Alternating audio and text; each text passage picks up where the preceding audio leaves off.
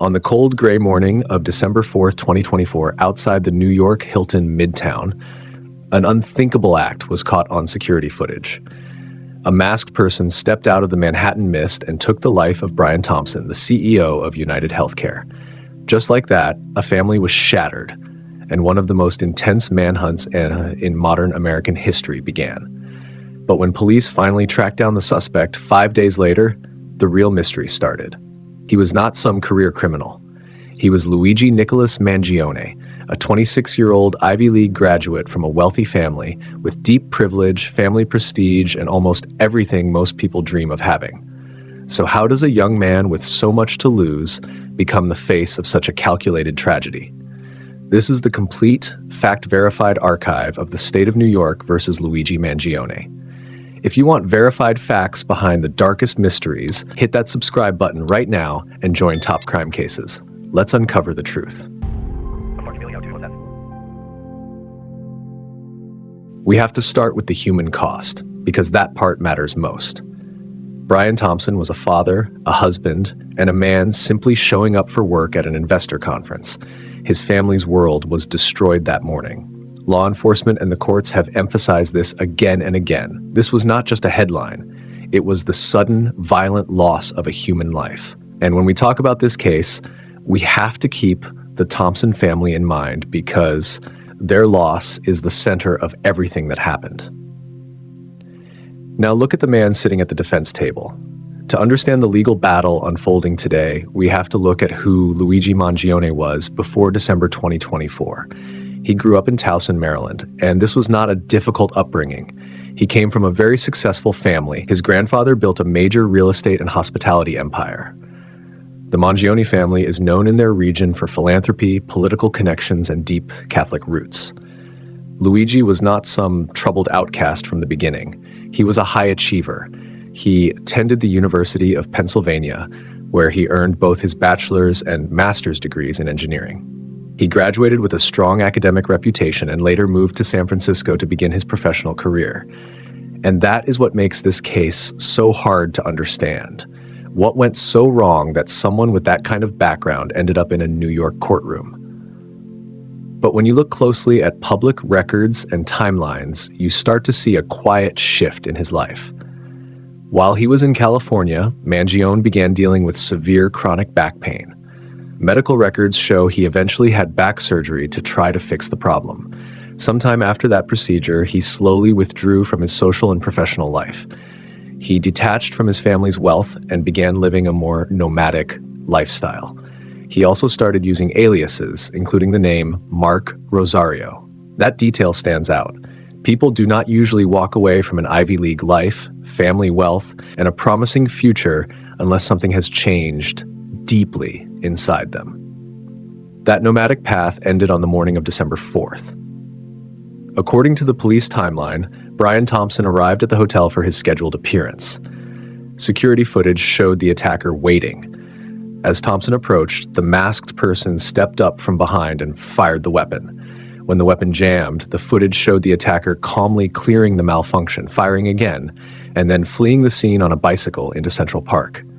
The evidence left behind was very specific. Investigators recovered shell casings engraved with 3 words: deny, delay, depose. In the insurance world, those words immediately raised alarm. The court noted that the phrase echoed the language often connected to insurance claim denials. That was the first sign to police that this was not random street violence. This appeared to be targeted.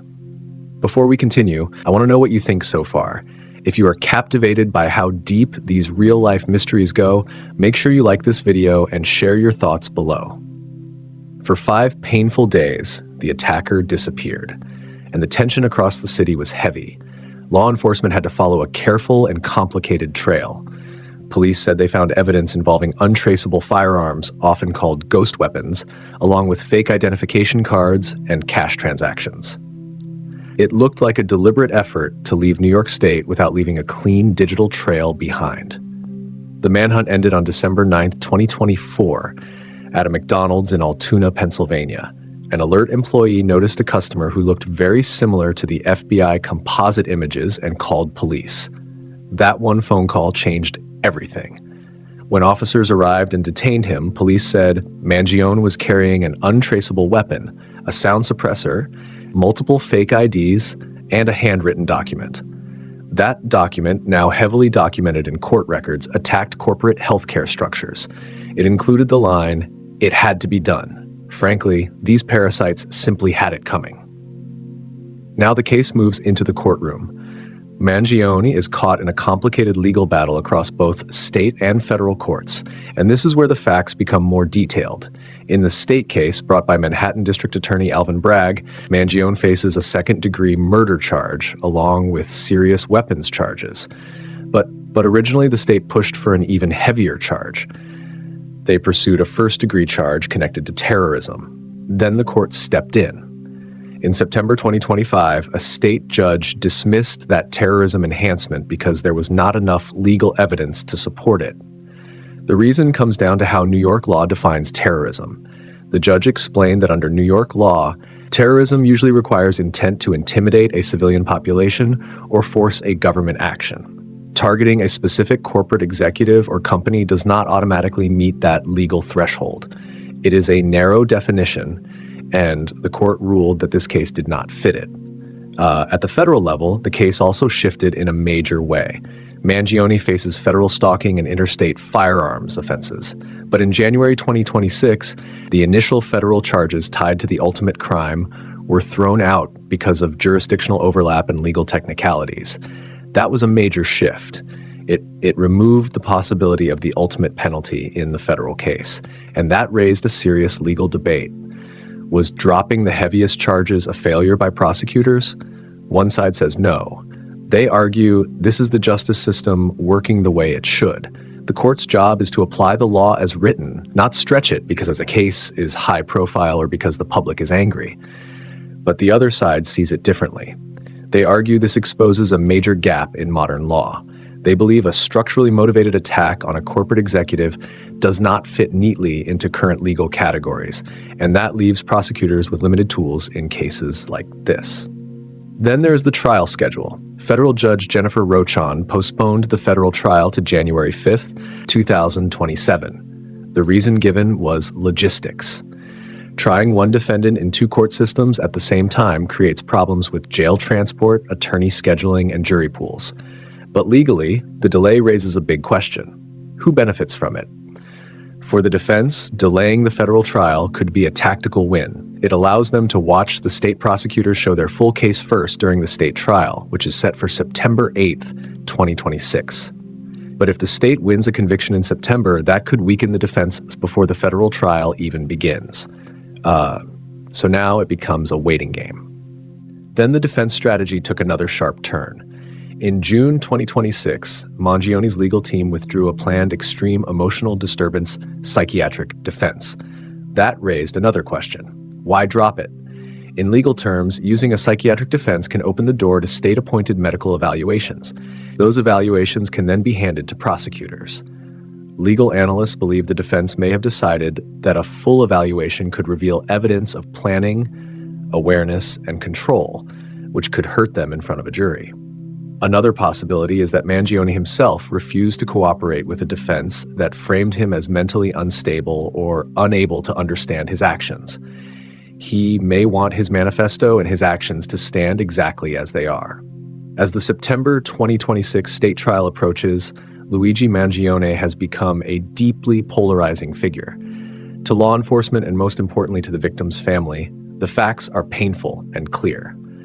They see a calculated person accused of carrying out a cold, senseless act that took away someone they loved.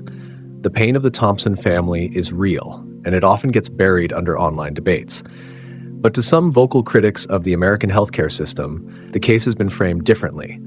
Online communities have raised large amounts of money for his defense. Some people are projecting their own anger, frustration, and painful experiences with insurance companies onto this case. That reaction has made the public discussion even more complicated. The core facts of what happened on the morning of December 4, 2024 are officially documented. The footage, the forensic evidence, the arrest. But how the law will define, prosecute, and punish those actions is still not fully settled. The outcome of the September state trial could shape everything that happens before the January 2027 federal trial. And the world will be watching to see how the justice system handles a case this unusual. So I have to ask you, do you think the courts were right to drop the terrorism and capital charges based on the strict letter of the law? Or does the legal system need to update its definitions for cases like this? Let me know what you think in the comments. Thank you so much for watching and going through the facts with me today. Make sure you hit the like button, subscribe to Top Crime Cases, and turn on notifications so you never miss an update on the stories that matter most. Stay safe, and I'll see you in the next one.